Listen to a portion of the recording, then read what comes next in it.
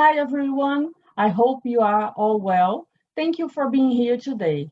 I am Lorena Hakak, and together with Solange Gonçalves, we are two of the coordinators of the study group on family and gender economics, GeFam, and we are going to mediate this webinar. If you have any question, you can send it through the Zoom chat, or you can turn on your microphone and feel free to ask. Well, today we are pleased to welcome Dolores de la Mata. She will present her paper, Gender Gaps in Labor Informality, the Motherhood Effect. Shall we get to know our guest better? Dolores de la Mata is a research principal economist in the research department at CAF, Development Bank of Latin America. Previously, she was assistant professor at the Department of Economics of Universidad del Rosario in Colombia. She received her BA in economics from Universidad Nacional de Córdoba, Argentina in 2003 and completed her PhD in economics at Universidad Carlos III de Madrid in 2011.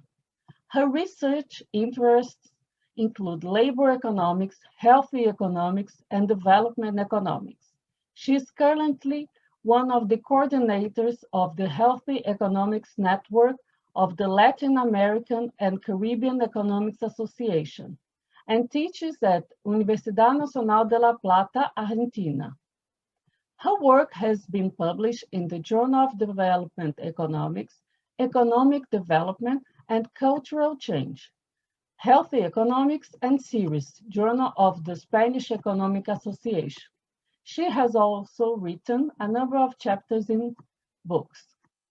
Hi, Dolores. Thank you so much for accepting our invitation. When you're ready, you can start. Of women are substantially lower than men, around 30% lower. There still remain a large wage gap for similar occupations of males for around 17%. And also there is another gap that has been less studied, that is the informality gap. And women are more likely to hold jobs in the informal sector. So there is a growing recent literature that showing that motherhood is one of the key driving factors behind these gender gaps.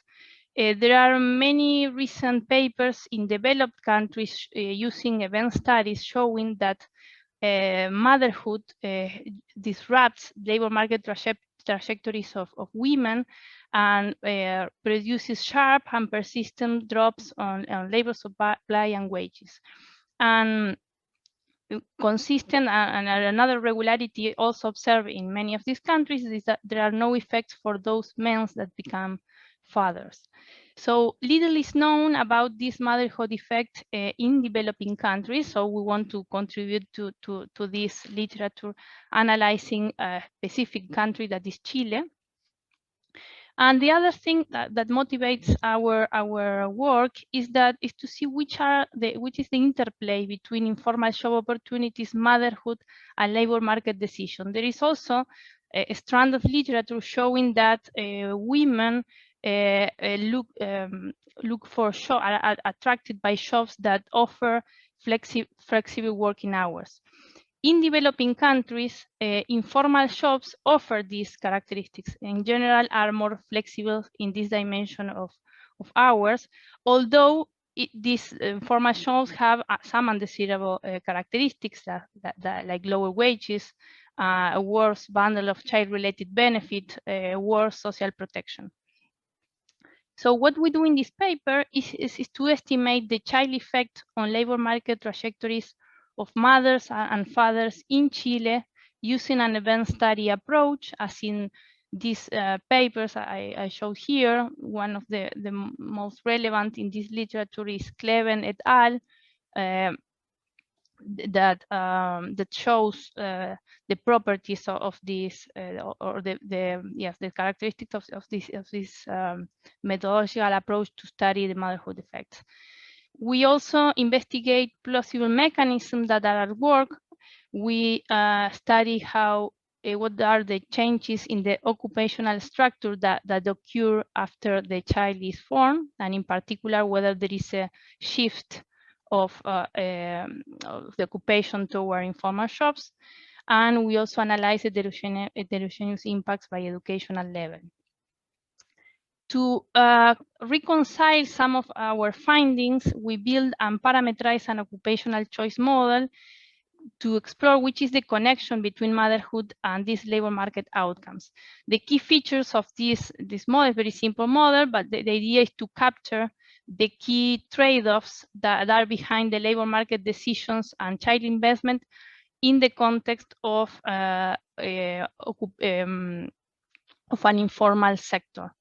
And this, once we parameterize this model, this allows us to do some experiment or some quantitative exercise to show what is the role of informality in this effect that we find, and what had happened in the absence of informal sector opportunities, and whether the formal sectors provides better quality of social protection. So in case that you cannot stay until the end of the seminar, or we have some connection problems, let me give you some preview of the results. So what we show is that becoming a mother in Chile generates a sharp and persistent effect that is observable after 10 years after the child is born on labor supply. So we observe on average a 22% reduction in employment and a 4% reductions in hours worked for those women who remain in the labor force. These two effects leads to a reduction in labor earnings of about 30% lower, a reduction. We also observe that motherhood triggers a change in the occupational structure, reducing the formal employment and increasing the informality rate in about 40%. As many studies have shown in developed countries, we also observe that the birth of the child do not alter the labor market trajectories of fathers. We find that the effects are smaller for the more educated women. And overall, our effect, or this effect that we observe in labor supply, are lower than what we observe in papers analyzing data for many developed countries like the UK, the US, Denmark, etc. And we argue that here in Chile, informality may be playing a role. And informality is offering this flexibility that women look at the moment that the child is born. Using our quantitative model, we show that closing the channel of choosing informal jobs would imply even larger decreases in labor force participation and higher quality of social protection in the formal sector would reduce the impact of motherhood in labor informality. So let me briefly relate our paper and the contribution of our paper with the literature. So our paper contributes to 4 strands of literature. First, those studies that analyze the effect of children on labor outcomes. There are many recent studies quantifying the effect of the arrival of the first child.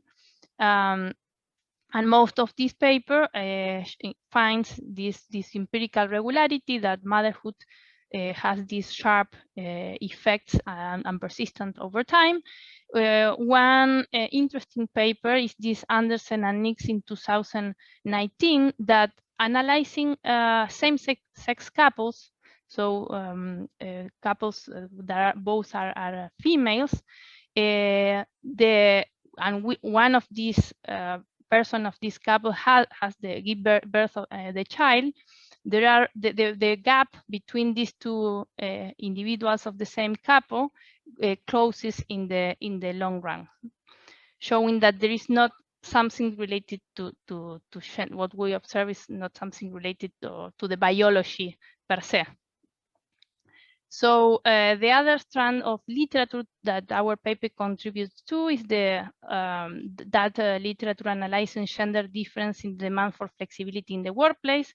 So there is literature showing that mothers choose those jobs that offer family amenities, like part-time jobs and family-friendly jobs, like jobs in the public sector. We also contribute to literature that have been looking for the relation or the interplay between fertility and mothers' labor market outcomes in developing countries. There are a bunch of papers analyzing this relationship, but in general, given the empirical strategy that this type of paper follow, they are not looking at the arrival of the first child. They are looking at the second or third, because they are using these instrumental variables of same gender, the difference in gender of the first two childs, or the arrival of twins. And four, we contribute to the analysis of the causal link between motherhood and female labor informality, that to the best of our knowledge, this has not been addressed for developing countries. So let me explain briefly for those who are not used to the event study methodology. So the event study methodology, basically what we do is to follow individuals that are going to be mothers or fathers in some moment of the time. And we call the period in which the child arrives, the event. This is the event, and this is the period 0. And then we have the period after the event. We call it the post-event period, and all the periods before the arrival of the child are the pre-event periods. So our identification assumption requires that conditional on age and time, the timing, the exact moment in which the child arrives is not correlated with labor outcomes. Basically, one way to check for this if this identification assumption holds is to look that there are not trends in the pre-event period in the outcome of interest. And also there are other arguments that can be useful to support our identification assumption, is that even among those women that want to become a mother, they don't have perfect control over the exact date of pregnancy. At the same time, in Latin America, there are many pregnancies that are not planned. And this is because contraception methods are not perfect, and also because some tools for family planning are costly or even illegal, as for instance, abortions. So we estimate our model using a simple OLS model, where here Y is the labor outcome of individual I in the calendar year T, in the month M's, in the event time tau, that is the time that elapsed since the birth of the child, as a function of dummies, of event time dummies. These are dummies related to tau, the number of years since the birth of the child. And we omit one category, which is the year before the birth of the child. And we control for a set of dummies of the age of the person in the of individual I, in year T, in month M, in event period tau, and for the full set of calendar month and year fixed effect. So basically, the parameters of interest are the betas. Beta all the negative, the betas for taus lower than 0 are the pre-event trends, and beta for tau, the positive taus are the causal post-child effect. Tau, well, here month, actually in the results I'm going to show you are tau years after the birth of the child. So please interrupt me if you have any questions. I will continue. Just one question. Yes, sure. Your main analysis is on women and men that are in the formal sector, or? No. We all men and women that become parents between 2002 and 2015, independently of their labor market status. Okay. Yes, because one of the outcomes that so the data that we use is the Social Protection Survey of Chile. This is the longitudinal data collected in 6 waves between 2002 and 2016. This is representative of the population age 15 and above, and it follows around 16,000 individuals. The information of labor market trajectories that we have are on outcomes on employment, whether individuals are or not employed in a particular moment of time, the hours that they work in that job, the hourly wage, and whether this job is informal or not. And we define an informal job either if this job has no social security contributions, or whether either if this job has no written contract, if this job is temporary, or if this is a low-skill self-employed job. So in either of these cases, we classify the job as informal. If none of these characteristics, in case, so the informality variable takes the value 0 in case that none of these conditions are satisfied. And we also, in this data, we know the exact date of birth of children. So for each individual, we are able to construct their labor market trajectories, normalize respect to the date of the birth of the child. So we select mothers and fathers who have their first child between 2012 to 2015, whose age is at the moment of the birth of the child is between 18 and 15 for mothers and 18 and 60 for fathers. We restrict to individuals that we observe at least once and before and at least once time after becoming a parent. And this gives us an unbalanced panel of this number of women and men. So again, please interrupt me if you have any question. So here are some descriptive statistics of our data. This is the descriptive statistics for the event period -12. That is 1 year before these men and women become parents. So in our sample, men are a little bit older than women. Women are a little bit more educated than men. Labor participation is lower for women and men. Employment also is lower for women than for men. Hours work are lower for women than for men. Women are more likely to work in part-time jobs that work less than 30 hours a week. Their wages are a little bit lower, and interestingly, the informality rate is very similar for men and women before the birth of the child. And women are more likely to be in public jobs, in the public sector jobs, and self-employment rate is lower for women. So first set of results related to labor supply. Here you have in the x-axis the event time.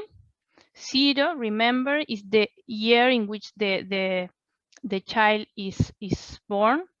-1 is the normalization period. So all the graphs I'm going to show, they have value 0 in -1 because it's the reference period.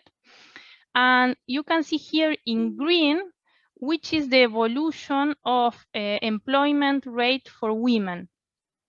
Every coefficient reported here should be interpreted as the percentage change of employment relative to the period -1, the year before the child is born. So this number here in 0 is around 12%. It's a 12% decrease in employment rate the year in which the child is born. And then what we observe here is the arrival of the first child drastically reduces employment rate for women, on average around 20% for the years 1 year up to 10 years after the birth of the child. What we observe for fathers is that there is no drastic drastic change in their employment rate. Although we observe a small increase here, on average, this increase is close, on average, is close to 0. And the pre-trends are very similar for mothers and for fathers. So this is first evidence that motherhood disrupts the labor market trajectories. When we look on the outcome, the numbers of hours per week that those who remain in the labor market work, again, we observe a similar pattern between mothers and fathers. So before the arrival of the child, there are no difference between mothers and fathers. And once the child's arrived, we observe a reduction in the numbers of hours worked by women. On average, this reduction in this 10 years period is about 4%, while fathers do not change their labor supply in the intensive margin. Hourly wages. When we look at hourly wages, we do not observe any discontinuous change for mothers nor for fathers. So on hourly wage, there are no significant effects. But when we look at earnings, and this is mainly driven by changes in the labor supply, what we observe is that the arrival of the first child reduces labor earnings in about 30% on average, 30% reduction on average. I will continue. So before showing you the results on informality, let me show how is the distribution of hours work in the formal and in the informal sector. So this is an histogram of the hours work in red in the formal sector and in black in the informal sector. And what you can see here is that the formal sector is quite inflexible in the amount of hours that people can work. So there is most of the people work about between 40 and 45 hours. In the formal sector, instead, you can see that there is more dispersion. So the formal sector is the sector that in practice is offering hours flexibility. So when we look what happens with informality when the child is born, again, here in green, you have the evolution of informality rate for mothers, and in orange, the informality rate, how the informality rate changes for fathers. So the informality rate does not change for fathers in any moment in the 10-year period after the birth of the child, but we observe a very important increase in the presence of women in informal jobs that on average is about 38%, sorry. If you take an average of this coefficient, this on average is an increase of 38%.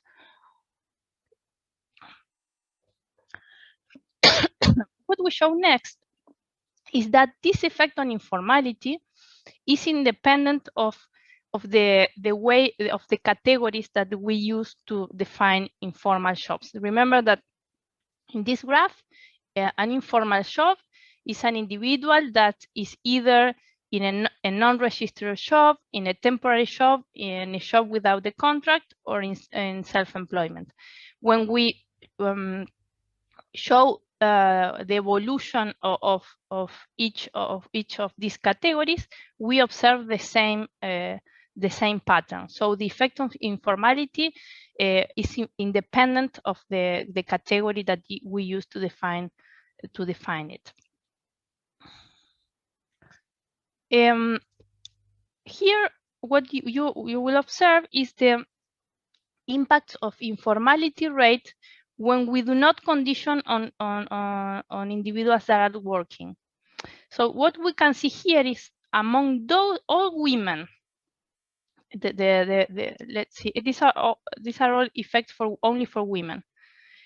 What we observe here in this graph is that the share of women that hold an informal job first decreases when the child arrives. This is the green line.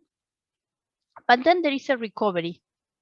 So the share of women, of all women that have a child that hold an informal job, after about 3 years of the arrival of the child, the share remains the same as in period -1. Instead, what we observe is that the share of all women who have a child, among all women who have a child, those who have a formal job, the share of women who have a formal job reduces in about 30%. So what this graph says is that the increase in the informality rate I showed you before, conditional on working, is driven by a drop in formal jobs, because informal job, the share of women who have informal jobs recovers after about 3 years. So let's turn, I don't know if you can see here, result heterogeneous effects by the educational levels of the mothers. So here you have in panel A, the labor market trajectories on employment rates. In the panel B, hours worked, and on informality. And now the green line is the labor market trajectories of women with high education. That is, that they have some college. And the orange line is the labor market trajectory for women who have what we call low education, that they only finish high school or less. And what these graphs show us is that in all the cases, the effects of motherhood is larger for women with lower education. Still, women with high levels of education, they have a reduction in labor force participation and employment. Sorry. Although for the high educated women, there are no effects on hours work and on informality. So in this sense, high educated women are more like men. So we don't observe effects in these dimensions for them, hours work and informality. Although many of them leave the labor force when they become mothers. So what we do next is, as Dolores, I said, yes, Dolores, sure. Can I have a question? Sure, sure. So in relation to women high educated and with low education, there is an effect in employment. For example, in high educated women, there is a decrease in employment. So some of them leave the job market. Is it? And yes. But the women who remain in the labor market, they continue to work the same hours as before. Exactly. Okay. Perfect. Exactly. Yes. And among those who remain employed, there are no changes in the informality rates for high educated women. Okay, so maybe if you want to continue to work, you have to remain working 40 hours, for example. On average, yes, exactly. On average, yes. Exactly. You don't have flexible. Of course. Flexibility. This is on average, of course, yes. But there are many women that already were working part-time and they could keep their shops, no, and work part-time. This is on average. So this is not restricted to women that were working 40 hours. Yes. So there were some women they were working part-time before the arrival of the child. Yes. Okay. But so what some descriptive statistic that would be useful to see related to what you are saying is to see the distribution of our work by educational level. We don't see that, to see whether these are women. So high educated women are more likely to be in part-time or full-time jobs. I think that they are more likely to be in full-time jobs, but I think this is a good point to see. I haven't looked at those descriptive statistics. Okay. Thank you. No, I don't know if there are other questions related to this empirical part. I'm going to describe the model very briefly. So the idea is that is to show. So we argue that this increase in informality rates could be driven by this search for flexibility that women require once they become mothers. So to reconcile that facts and to see whether or what is the magnitude or how much the existence of informal sector contributes to buffer the women to leave the labor market, we construct this model just to guide a little bit about this, the potential mechanism. Yes, I don't know if there is. Sorry, we have a question here in our chat from Paula. Dolores, do you observe individuals or couples? In other words, do you have information on the husbands?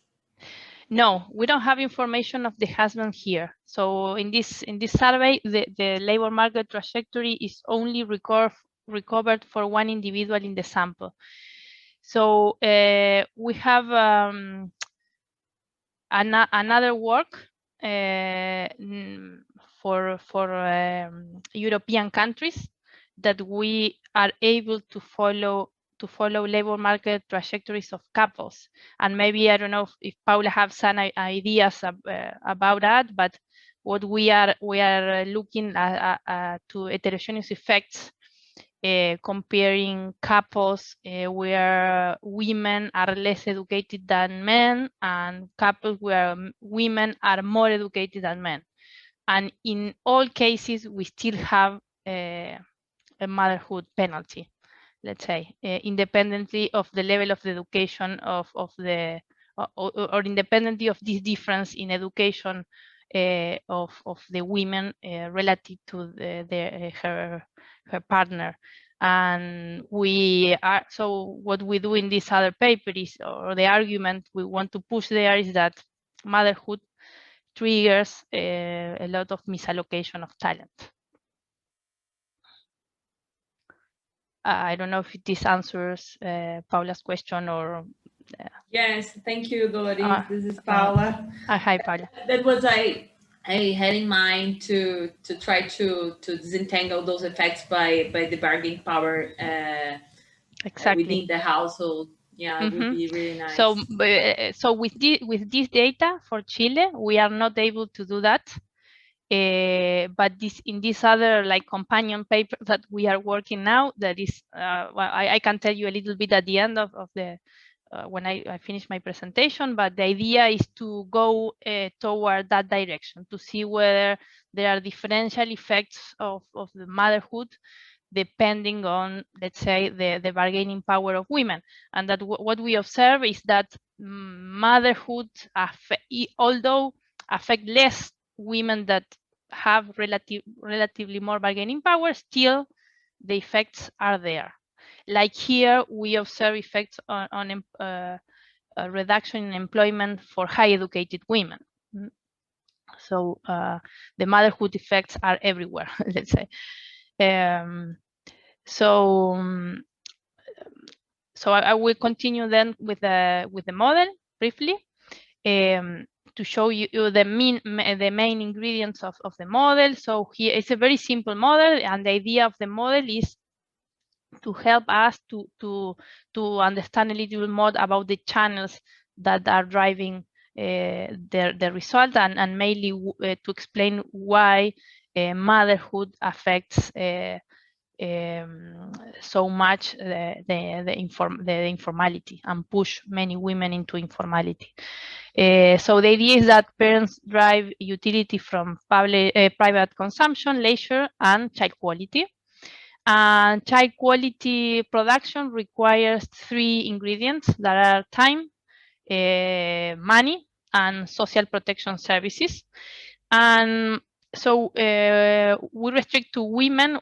Here, our model does not incorporate any bargaining within the household, given the result that we find that men do not change their labor market behavior upon the arrival of the child. We take that as given, and so all the adjustment comes from the size of the mother. And then, so women have to choose between occupations, and each of these occupations gives different combination of time, money, and social protection services that are required for the production of child quality. So these different occupation choices implies some trade-offs regarding own utility and the quality and child quality. So the way in which we model the occupational choices tries to recover these main characteristics of labor market in Latin American countries, that we have a large informal sector that offers flexible working hours, and we have formal sector that are quite inflexible and offers mainly long hours jobs. We also, the distinction between informal and informal jobs is the wage that they offer. There is a wage gap between informal and formal jobs. And we also consider that formal jobs offer a bundle of social protection that can be interpreted as paid leave, health insurance, and other child benefits that are higher in the formal sector relative to the informal sector. And this social protection in the informal sector is the same that one can obtain if inactive, if they decide not to work. The Asians live is a static model. Asians live one period, and they are endowed with an ability set that can be interpreted as education or difference in productivity. Each individual has 1 unit of time and have some non-labor income Y. So mothers have to choose between the consumption and leisure, and between occupations, that to be not employed, to be in a formal job, or to be in an informal job. As I said before, labor earnings differs between the formal and the informal sector, but also the ability, the wage of each individual depends on each ability, in one's ability. We assume that the formal sector has an inflexible time schedule, TF, and then the time that one can choose to work in the informal sector is flexible between 0 and 1. And the social protection services are represented here by variable S. There are two levels of social protection: high in the formal sector and low in the informal sector, or when one is out of the labor force. And here are, so we calibrate this model to reproduce some moments in the data. And here, here in this graph, you have here in the x-axis the ability of women that goes between 0 and 1. 1 are the most able women, these are more productive women. And here we graph the cutoffs that defines who is into the out of the labor force, which is the area in red, in green who is in the informal sector, and in blue who is in the formal sector. And in the panel A are the decisions when women do not have a child.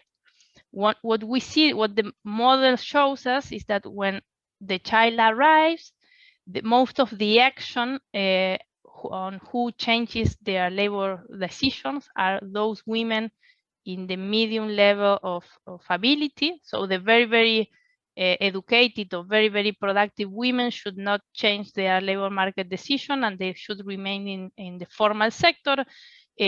Women with very low levels of productivity or low levels of education should be out of the labor force. And then when the child arrives, those women which are relatively more educated or relatively more productive do not leave the labor force and are more likely to switch to in the informal sector, while women with lower levels of ability or lower levels of education leave the labor force, are more likely to leave the labor force. And this is consistent with what we observe in the data, or somehow our model reconciled that fact. So we perform, as I said, 2 experiments, and with our calibrated model, we assume that there is no informal sector, and we quantify how much should have changed the employment rate in that case. And in the absence of an informal sector, the employment rate would have changed in 30%. In our data and in the benchmark economy, the drop is 22% on average. So this indicates that the informal sector plays an important role in buffering this reduction in participation of women in the market, but of course at the cost that many of these women remains in the informal sector. And the other exercise is to show that in part what of this increase in informality upon the arrival of the child is also explained by a low quality of protection even in the formal sector. Because when we do an exercise in which we increase the difference between the quality of the social protection that is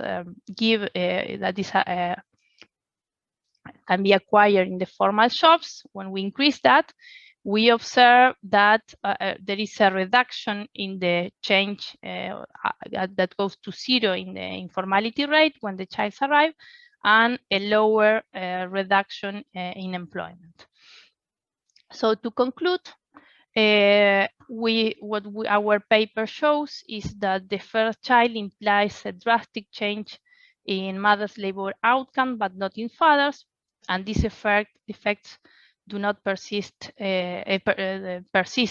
over time for mothers.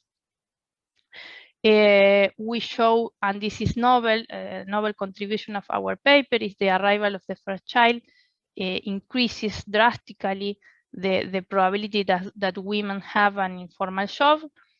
All the effects that we find are stronger among less educated women. We show that this increase in informality may be driven by this search of women for more time flexibility, although these choices come at a high cost for women, because informal jobs offer very poor quality of social protection, offer lower wages, and in general, informal jobs do not offer the possibility to acquire more specific skills that are valuable in the labor market. And in general, being in the informal sector affects future labor market prospects. So this is the main findings. And as I said, this is part of a broader research agenda that we have with my co-authors. One paper that it's already as a working paper is called Motherhood and Flexible Jobs, Evidence for Latin America. Here what we do is to show, to perform this event study, to implement the event study methodology using data for Mexico, Peru, and Uruguay. And we show that most of these effects are also observable in those countries. And another paper is this, which is called Motherhood and Allocation of Talent, Harmonized Evidence for 29 countries. These are European countries, where we analyze a little bit with more detail what are the effects of motherhood on the allocation of talent. So thank you very much for your attention.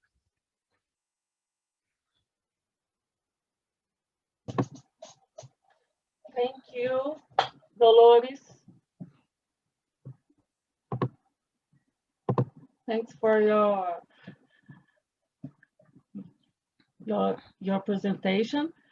Anyone? We open now for questions.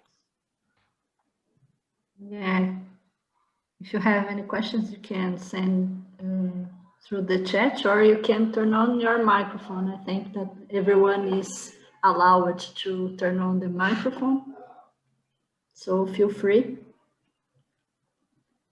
Don't be shy. I can be the first. Sure. Dolores, congrats for the presentation and the study. It's really nice. It's really good. It's a relevant subject, as I was saying to you. I have a question that I know that it was not your main analysis, but it has some kind of relation about the gender wage gap. This transition, like women going to the informal sector, we can figure out that it's because of the flexibility, as you show, and although it has not social protection. I have a lot of questions in mind, so I will try to sum up what I'm thinking about. One thing is about the heterogeneity of the informal sector, like how bad is the informal sector comparing to the formal sector. I think even in developing countries, recently, the informal sector, it has it's hard to define. It's a complex, but I think last years, people are finding in the pandemic time more flexible work, and it's kind of informal. and it can be a choose from the preference of women. I know that it's one of the most difficult things to measure the preference if woman is going towards informal sector because she prefers, and as Paula Pereira was like with her question about the bargain power, it's really, you have to take it account. And the thing is, I think that I've read like in informal sector the gender wage gap, it's not that high. It can be in particular favor to women. Is that because of composition thing? Okay. Yeah. Okay. I can. So yeah, no. I don't know if you want to finish. I can tell you a little bit about that in our data. Okay. So you mentioned many things. First, that I'm sorry. Everything is very interesting. So I would try to address some of your points. The first thing is that the definition of an informal job is something very complex, and this is why I don't know if you are still seeing my screen. You can still see. Okay. Yes. So this is why we first define an informal job as a job that have certain characteristics, and here we follow the International Labour Organization that says that mainly informal jobs are jobs that have one of these characteristics, no? Either a non-registered job, it is a temporary job, it's a job with no contract, or self-employment, non-professional self-employment. So I agree that when we talk about informality, we are talking about many different things. But when we open, so the effect of motherhood in all of in each of these particular categories, the effects are still there for any of these categories, right? This is one thing. The other thing relating to the wage gap, what we have in our data for Chile is that the wage gap in informal jobs for women is about 20%. So informal jobs pays 20% less than a formal job. So the wage for the hourly wage, right? So this is a large gap.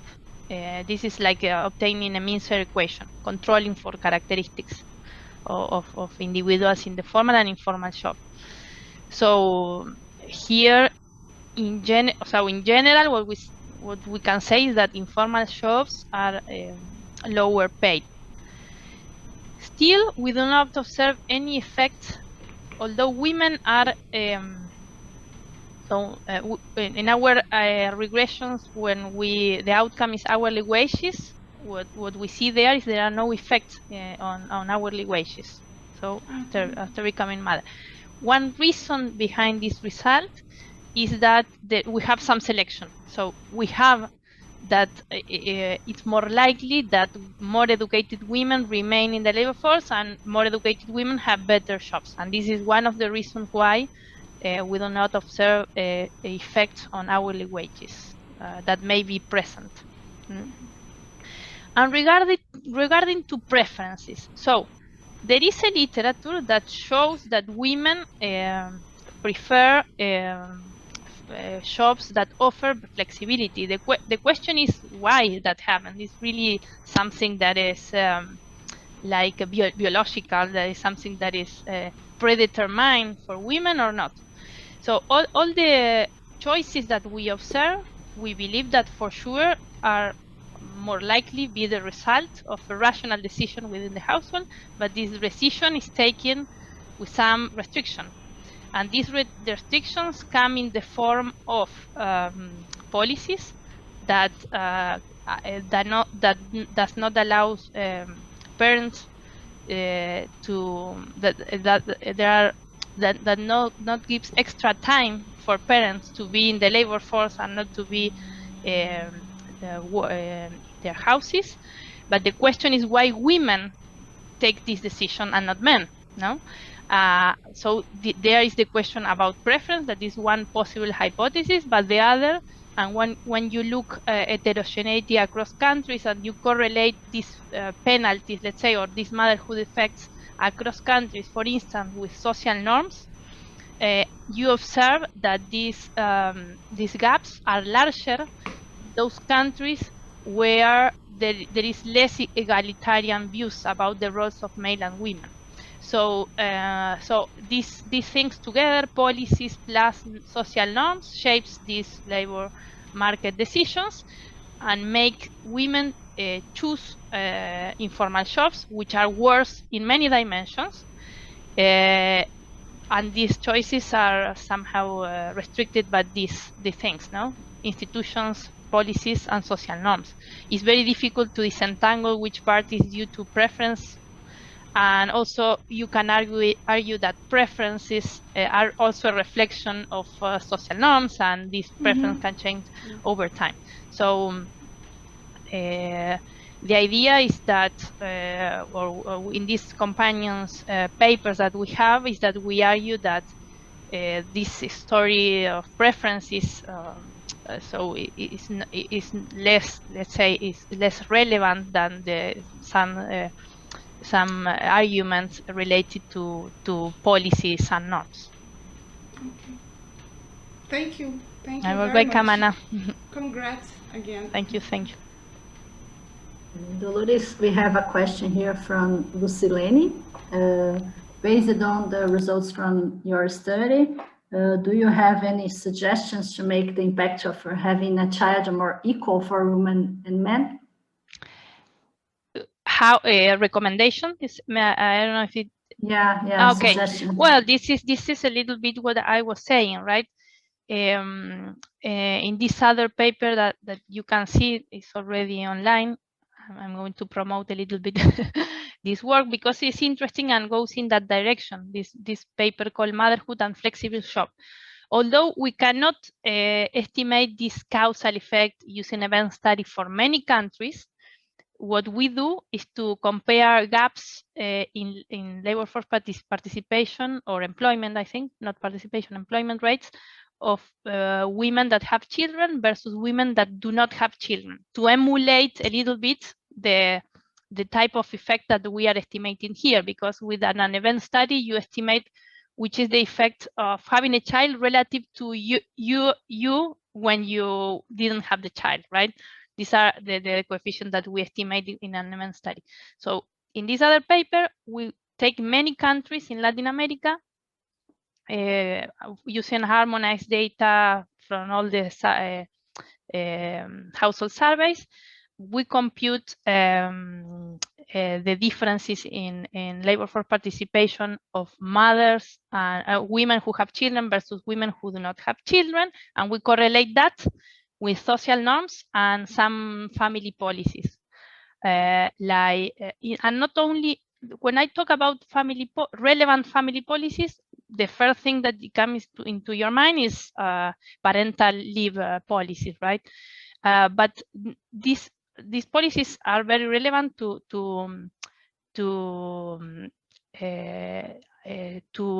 how you say, to make less restrictive the time to be less restrictive, give more time for parents to work, but also important are all the policies related to childcare that helps families to have more time to go to the labor market. And in all cases, using all these variables, social norms, coverage of childcare for children between 3 and 5, extension of parental leaves. In all cases, what we observe is that the differences in labor market behavior of mothers and non-mothers are more alike, are more similar in those countries with better parental leave policies, with more coverage of services for childcare, and with more egalitarian views. So policies that that you can think that would help to reduce the gaps, the gender gaps in the labor market. We can mention more childcare for children in their first years of life, that there is less coverage in those ages in Latin American countries. Not only to have access to childcare, but to quality childcare, no? Because when you have a child and it's very small, you want to leave him or her in a place that is secure, that is of high quality. We in Latin American countries, we have very limited protection or parental leave protection in sense of the generosity, the extension of this protection, and the neutrality in gender of these leaves. In general, the leaves are given to mothers after the birth of the child, but in many countries there is no long paternity leaves for fathers. This is another dimension that is very relevant for parental leaves policies, the neutrality in gender. There should be something that should be shared between mothers and fathers. And also, and this is more difficult, is how to change social norms. I'm not an specialist in those topics, but for sure there are many ways in which public policies can contribute to change norms, starting from reducing gender stereotypes in schools, to promote more diversity in the workplace. There are many ways to change that, but for sure that that occurs at the lower speed, right? Okay, thank you, Dolores. Congratulations for your presentation. I don't know if anyone has more I think Lucian has. Yes, I have a question. First, okay, Lucian. Thanks for your presentation. I have a question. I know that's not the main question of your paper, but did you have the chance to check how changes in employment hours and wages look like among different sectors or among different occupations? No, so in that the thing that you are thinking to look at labor market trajectories conditional on women working in different sectors, right? Comparing women and men in different sectors. Yeah, we haven't done that. We have, our sample sizes are not so big, so it's quite difficult to do more heterogeneous effect than the ones that we have. And the other things, I'm not completely sure if we can identify the sectors. I'm not sure. But anyway, all our analysis, we never condition on which were the labor status before the birth of the child. We do all our regressions unconditional on that, no? Right?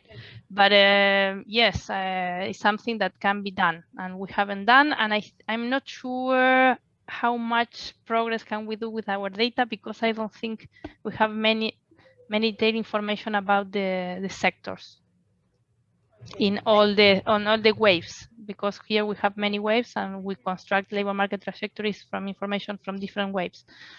Okay, thank you, and congrats for your paper. Thank you, Lucian. Thank you.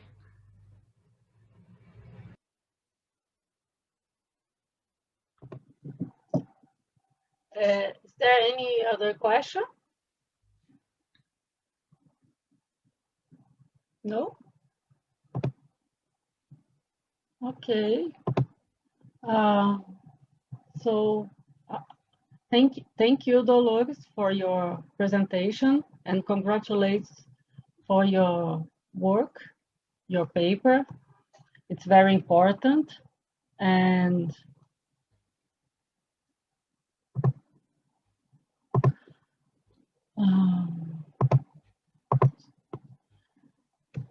And I'd like to thank you for being here today. And see you all again on March 19th with Luana Mirra from Federal University of Rio Grande do Norte.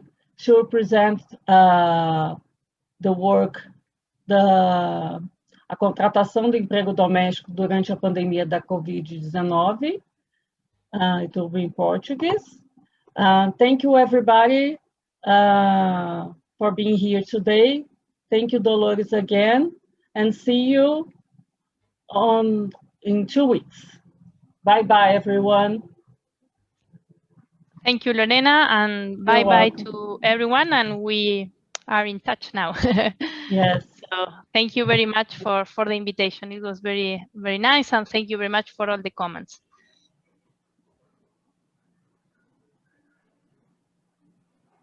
Oh.